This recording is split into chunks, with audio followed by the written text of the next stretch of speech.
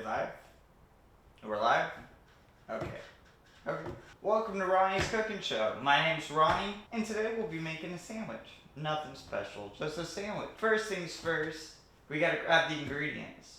I like a nice French bread with some seasoning, a ham, cheese. First we grab our silverware, then we grab our plate, then boom, you got your magic bread. And then we're gonna take this knife, cut the bread straight down the middle. You just want top and bottom for your sandwich. It doesn't have to be nice and even. I like a good ratio. Open that up, boom. This one has a nice crevice for your cheese. We got our meat and cheese ready to go. And now it's sandwich making time. Alright, first things first, you wanna grab one piece of cheese. We're gonna put that, your sandwich might not have a cheese crevice, but this one does. We're gonna shove that cheese in there. Next thing, we're gonna take 3 pieces of salami. 1, 2, 3. Don't be overzealous with your salami though. You don't want to take away from the ham. We got 2 pieces of ham. 2 pieces of ham. No more, no less. And then last, we're gonna put one last piece of cheese on top. And it's gonna glue everything together